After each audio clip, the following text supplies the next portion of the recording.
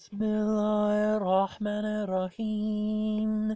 In the name of God, in the singular, the most merciful God, the bestower of mercy. Aleph Lam Mim. ALM.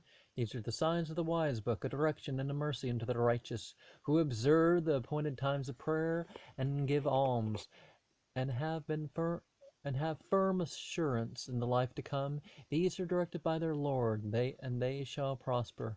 There is a man who purchased a ludicrous story that he may seduce from the way of God without knowledge, and may laugh the same to scorn. These shall suffer a shameful punishment.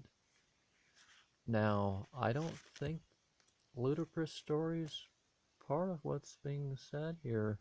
What does it say in verse 6? Who purchases idle talks, novels and whatnot that aren't even teaching stories,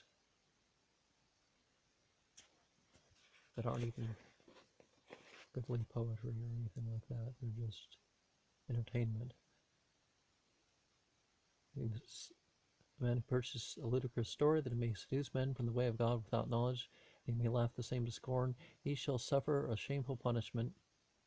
So Satan replacing Alcoran and worship and all stuff like that, and competing with it with mere entertainment. Shall suffer a punishment. And when our signs are rehearsed unto him, he disdainfully turneth his back, although he heard them not, as though it were a deafness in his ears. Signs is also a word for verses when you refer to Quran. Wherefore denounce unto him a grievous punishment. But they who shall believe and work righteousness shall enjoy gardens of pleasure. They shall continue therein forever. A certain promise of God. And he is the mighty, the wise. He hath created the heavens without visible pillars, and thrown on the earth firmly rooted, lest it should move with you. And he hath replenished the same with all kinds of beasts. We sent down rain from heaven, and caused every kind of noble vegetable to spring forth therein. This is the creation of God. Show me now what they have created, who besides him. Verily the ungodly are in manifest error. We heretofore bestowed wisdom on Luqman, and commanded him, be thankful unto God. For whoever is thankful shall be thankful to the advantage of his own soul. And if any shall be unthankful, verily God is sufficient and worthy to be praised. And verily God is self-sufficient, worthy to be praised. And remember when Luqman said to his son, as he admonished him, O my son, give not a partner unto God, for polytheism is a great impiety. We have commanded men concerning his parents, with weakness and faintness. Oh, that's said on the earth in verse 10 is, something that keeps the earth from shaking. Does it say mountains?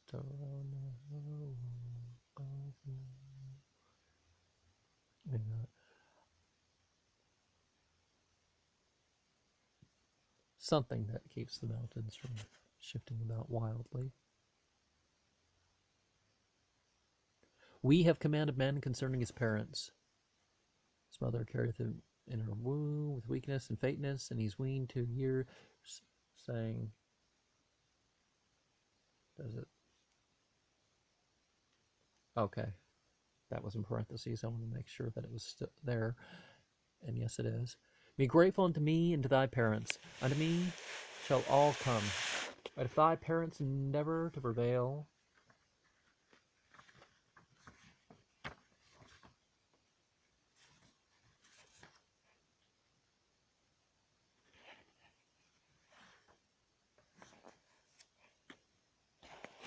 and thee to associate with me that concerning which thou hast no knowledge,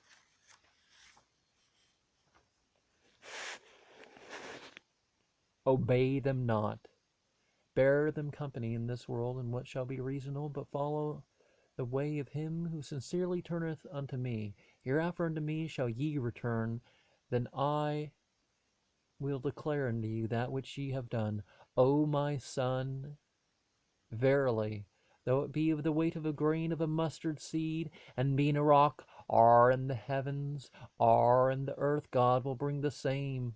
For God is clear-sighted and knowing. O my son, be constant at prayer, and command that which is just, and forbid that which is evil, and be patient under that which befall thee. For this is the duty absolutely incumbent on all men. Distort not thy face out of contempt to men, neither walk in the earth with insolence.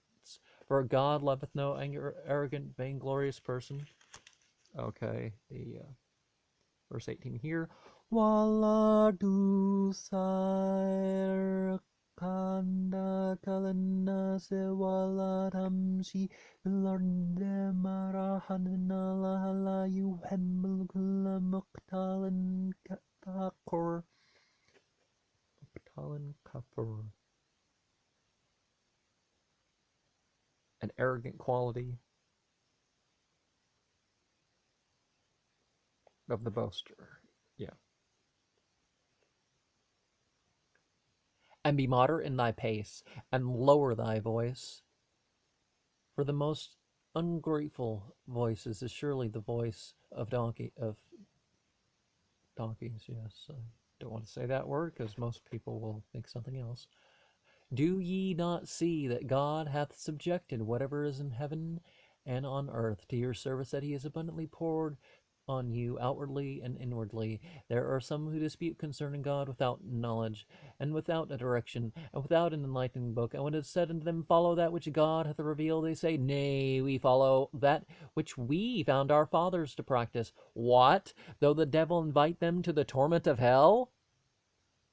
Whoever resigneth himself unto God, being a worker of righteousness, taking hold on the strong handle, and unto God the issue of all things. But whoever shall be an unbeliever, let his unbelief grieve thee. Unto us shall they return. Then will we declare unto them that which they have done. For God knoweth the innermost parts of the breast of men. We will suffer them to enjoy for a little while. Afterwards we will drive them to a severe punishment. If thou ask them, Who hath created the heavens and the earth? They will surely answer, God. Say, God be praised.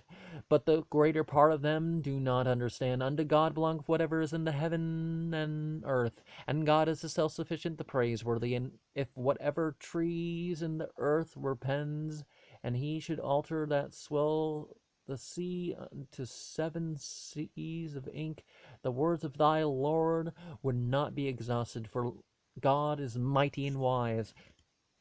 Remember that verse in, is it Surah 18 that is like this? Yes. Your creation and your resuscitation are but the creation and resuscitation of one soul. Verily God both heareth and seeth.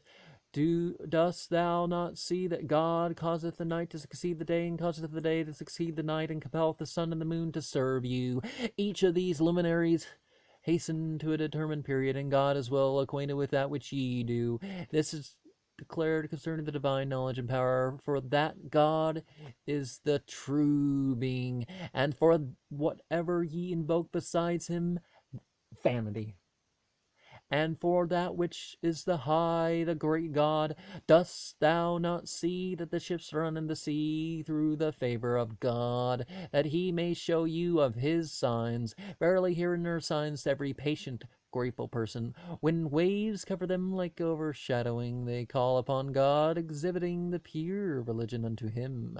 But when he bringeth them safe to land, is of them who halteth between the truth, faith, and idolatry. Howbeit none reject our signs, except every perfidious, ungrateful person. O men, fear your Lord, and dread the day whereon a father shall make satisfaction for his son, neither shall a son make satisfaction for his father at all. The promise of God is assuredly true. Let not this present life therefore deceive you, neither let the deceiver deceive you concerning God. Verily the knowledge of the hour is with God, and he causeth rain to descend the appointed time, and he knoweth what is in the wombs of the females. No soul knoweth what it shall gain on the morrow. Neither doth any soul know in what land it shall die, but God is knowing and fully acquainted with all things. And this last verse,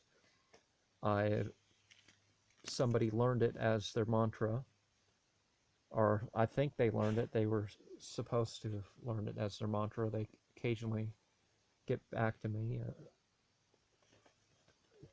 maybe months in between without anything. إن الله عنده المزار وينزل الغيث ويعلم ما في الأرحام وما تدري النفس ماذا تكسب غدا وما تدري النفس بأي الأرض تموت إن الله